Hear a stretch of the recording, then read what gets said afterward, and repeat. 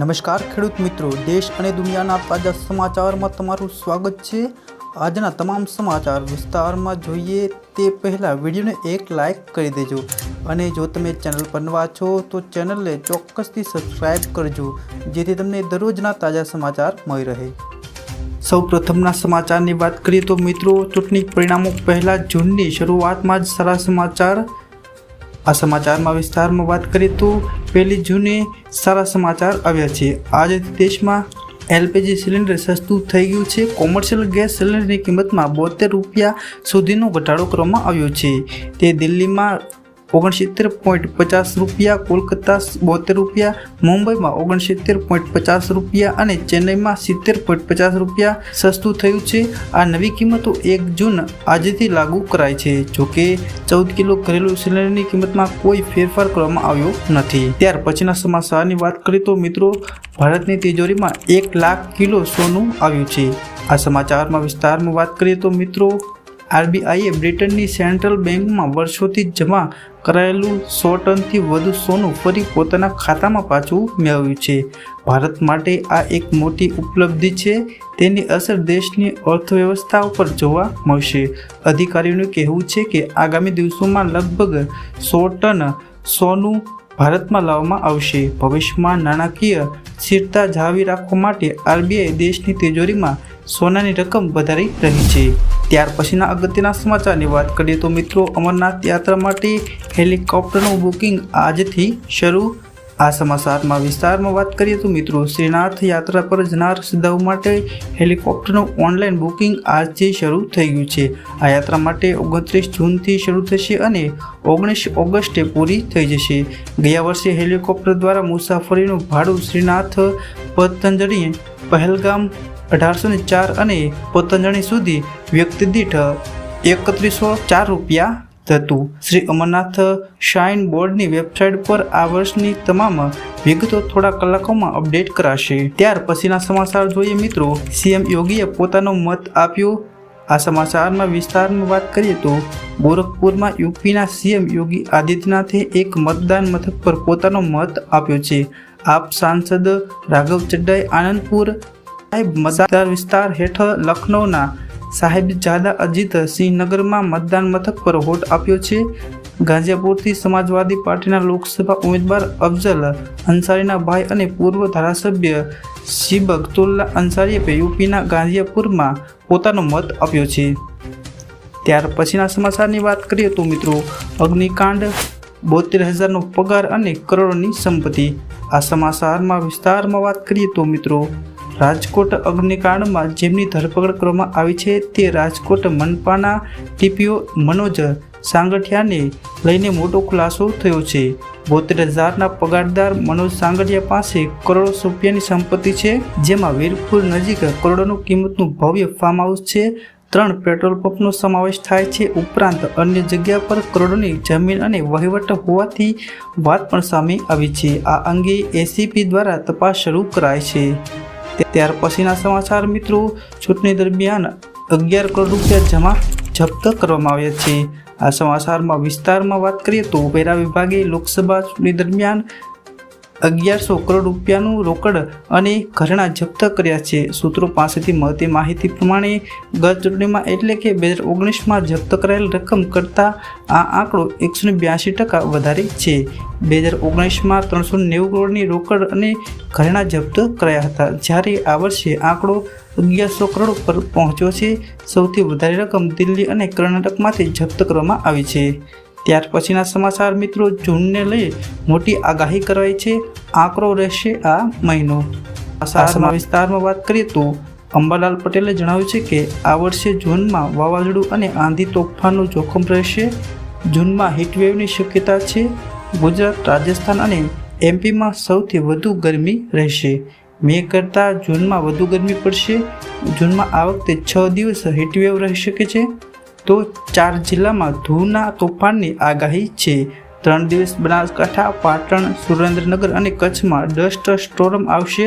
30 kilometre પ્રતિ કલાકની પવન પણ રહેવાની આગાહી કરાઈ છે મિત્રો। ત્યાર પછીના સમાચારની વાત કરીએ તો, 4 જૂને રિઝલ્ટ આવવાનું છે, તેના કારણે રાજકોટમાં ભાજપનું વિજય સરઘસ નીકળશે નહીં, તે મહત્વનો નિર્ણય લેવામાં આવ્યો છે. આના ઉપર વિસ્તારમાં વાત કરીએ તો મિત્રો, રાજકોટ ગેમ ઝોન અગ્નિકાંડના પગલે ભાજપ પ્રમુખ CR પાટીલે રાજકોટ સહિત ગુજરાતના કાર્યકરોને મહત્વની સૂચના આપી છે. સૂચના મુજબ રાજકોટ અગ્નિકાંડના શોકમાં 4 જૂને પરિણામો આવ્યા બાદ રાજ્યમાં ભાજપ દ્વારા વિજય સરઘસ નીકળશે નહીં અને સાદગીથી ઉજવણી કરાશે. ભાજપ પ્રદેશ અધ્યક્ષ દ્વારા વિડીયો કોન્ફરન્સના માધ્યમથી મહત્વની બેઠક બોલાવી હતી, જેમાં આ નિર્ણય લેવામાં આવ્યો છે. ત્યાર પછીના સમાચાર મિત્રો, રાજકોટમાં અગ્નિકાંડ આરોપીઓના 12 દિવસમાં રિમાન્ડ મંજૂર થયા છે. આના પર વિસ્તારમાં વાત કરીએ તો રાજકોટ અગ્નિકાંડની તપાસમાં 4 અધિકારીઓની ધરપકડ કરવામાં આવી હતી, જેમાં TPO Mansukh સાંગઠિયા, ATPO Gautam Joshi, ATPO Mukesh Makwana અને ફાયર સ્ટેશન ઓફિસર રોહિત વિગોરાને આજે કોર્ટમાં રજૂ કરવામાં આવ્યા હતા. કોર્ટે 4 આરોપીઓને 12 દિવસમાં રિમાન્ડ મંજૂર કર્યા છે. ત્યાર પછીના સમાચાર મિત્રો, 500 રૂપિયાની નોટને લઈ RBIનું મોટું અપડેટ. આના પર વિસ્તારમાં વાત કરીએ તો મિત્રો, RBIએ પોતાના વાર્ષિક રિપોર્ટમાં 500ની નોટને લઈ મોટી માહિતી શેર કરી છે. બેંકે કહ્યું છે કે ₹500ની નોટોમાં ચલણમાં કુલ હિસ્સો માર્ચ 2024 સુધીમાં વધીને 86.5% થઈ ગયો છે, જ્યારે એક વર્ષ પહેલાં તે 77.1% હતો. ગયા વર્ષે મહિનામાં 2000 રૂપિયાની મૂલ્યની નોટો પાછી ખેંચવાની જાહેરાત આ વધારાનું પાછળનું મુખ્ય કારણ ગણાવાયું છે. ત્યાર પછીના સમાચાર, ભાજપના ધારાસભ્યના પુત્ર સામે અપહરણની ફરિયાદ. આના પર વિસ્તારમાં વાત કરીએ તો ગોંડલથી ભાજપના ધારાસભ્ય ગીતાબા જાડેજા અને પૂર્વ ધારાસભ્ય જયરાજસિંહ સોલંકીના દીકરા ગણેશ સામે અપહરણ અને હત્યાના પ્રયાસની ફરિયાદ થઈ છે.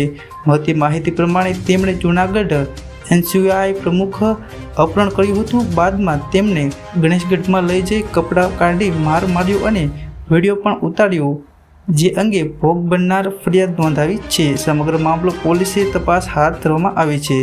ત્યાર પછીના સમાચાર મિત્રો, અગ્નિકાંડ બાદ જાગેલું તંત્ર આવ્યું એક્શનમાં. આના પર વિસ્તારમાં વાત કરીએ તો 27 કરતાં વધારે લોકોનો ભોગ લેનાર રાજકોટ ગેમ ઝોન અગ્નિકાંડ બાદ ગુજરાત સરકાર અને તેમનું તંત્ર ઊંઘમાંથી સફાળું બેઠું થયું છે. રાજ્યના તમામ જિલ્લાઓમાં BU, ફાયર સેફટી અને SENOC જેવી બાબતનું ચેકિંગ હાથ ધરાયું છે. ઉપરાંત mall, shopping centre, restaurant, hospital, tuition class, school, theatre, college વગેરે સીલ કરવામાં આવી રહ્યા છે. સરકાર અત્યારે ઘોડા છૂટ્યા બાદ તબેલાનું તાનું ઉદાહરણ આપી રહી છે. ત્યારબાદ અગત્યના સમાચાર મિત્રો, હવે સ્માર્ટ મીટરનું 13 લાખ બિલ આવ્યું છે. આના પર વિસ્તારમાં વાત કરીએ તો હજુ તો માંડ સ્માર્ટ મીટરનો ડખો થોડો શાંત થયો હતો. તેવામાં વડોદરામાં ફરી એક વખત સ્માર્ટ મીટરનું બિલ લાખોમાં આવતા લોકોનો રોષ ભરાયા છે. વડોદરાના તેજલપુરમાં રહેલ અને ડ્રાઈવર તરીકે કામ કરતા ઇબ્રાહિમ પઠાણને સ્માર્ટ મીટરનું 13 લાખ રૂપિયા બિલ આવતા પરિવાર ચિંતામાં મુકાયો છે. તેમના ઘરમાં માત્ર 2 લાઇટ અને 2 પંખા જ છે. આમ છતાં 13 લાખ રૂપિયા બિલ આવ્યું છે. આ વિશે તમારું શું કહેવું છે તેવું કમેન્ટ સેક્શનમાં જણાવજો.